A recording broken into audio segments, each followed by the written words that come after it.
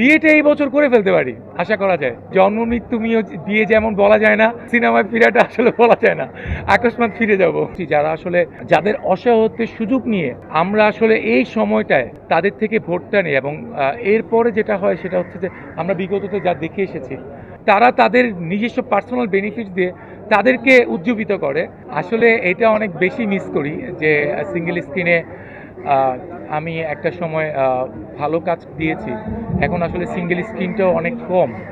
তো সেই ক্ষেত্রে এখন আবার কাজ করলে মানে আমরা কত বড় পরিসরে আসলে জায়গাটাকে এক্সপ্লোর করতে পারবো সেটা নিয়ে একটু কনফিউশন আছে, মিস করি অনেক বেশি। দ্যাটস ওয়াই যদি আবার কাজে ফিরি, মিস করি বিদায়ী ফিরবো, টাকার জন্য ফিরবো না। লাইক জন্ম মৃত্যু বিয়ে যেমন বলা যায় না, তো সিনেমায় ফিরাটা আসলে বলা যায় না, আকস্মাত ফিরে যাব। বিয়েটা এই বছর করে ফেলতে পারি আশা করা যায়। পাত্রী ঠিকঠাক অবস্থায় যাচ্ছে, বাবা খুব পরিসরে দেখতেছে। আসলে গোপনে সারতে পারবো না, কারণ এখন সবাই জার্নালিস্ট। আগে আগে গুটি কয়েক টেলিভিশন শুধু ছিল, এখন আসলে যার কাছে ফোন আছে তারাই জার্নালিস্ট হয়ে যায়। সো গোপনে সারা পসিবল না। এর জন্য প্ল্যান করব যে ডাকডোল পিটিয়েই আপনাদের বলেই বিয়ে করব। লাভ ম্যারেজ আর বাবা দুইজনকে মিলিয়ে বিয়ে করব। যদি বাবা পছন্দ না করে সেখানে লাভ ম্যারেজকে প্রাধান্য দিব না।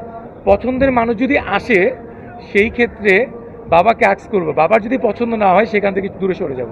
খুব সিম্পল একটা কোশ্চেন, খুব সিম্পল একটা অ্যান্সার বললে হয়তো বা সবার কাছে আমি হয়তো বা খারাপ মানুষ হয়ে যাব। তবু আসলে বলতে হয় যে যারা আসলে নির্বাচনে অ্যাট টাইমস থাকে বা যারা করে, প্রত্যেকটা মানুষই আসলে তাদের পার্সোনাল বেনিফিটসের জন্য নিজেদেরকে ক্রিয়েট করে।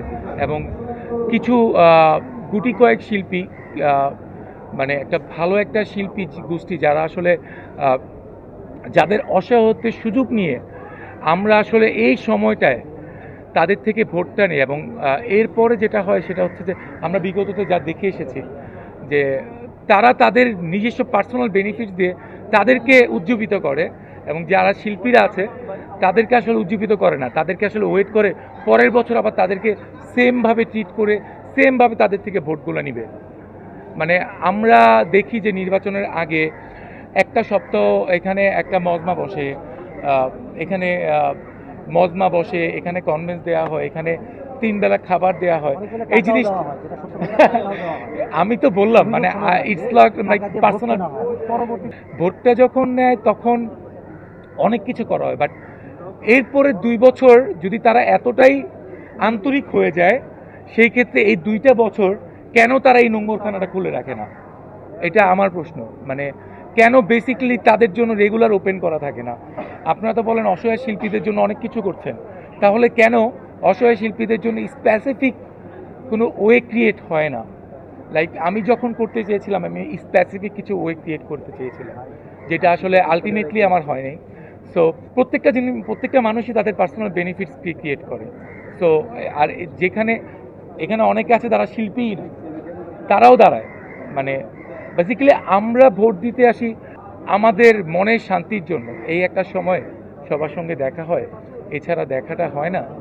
সো এর জন্য আসি। বাট লাইক এখানে এমন মানুষও ভোটে দাঁড়ায় যারা লাইক তাদের মেইন ইনকাম হচ্ছে ইউটিউব দিয়ে, যাদের ইনকাম হচ্ছে লাইক আলোচনায় থাকতে হবে, চিৎকার চেঁচামেচি করতে হবে, নাচ গান করতে হবে। বাট বাংলার মানুষজন হাসে, মানে শিল্পীদের নিয়ে তাদের হাসে, কিন্তু তারা নিজেরাও জানে না যে বেসিক্যালি তারা নিজেরাও হাসির পাত্র হয়ে যায়। তো আমার কাছে বিনীত অনুরোধ একটাই থাকবে, যারা শিল্পীরা আছেন, যারা বয়োজ্যেষ্ঠ আছেন, তারা দায়িত্বটা নিজ থেকে নিয়ে নেন, নিয়ে আমাদেরকে ডিরেকশন দেন।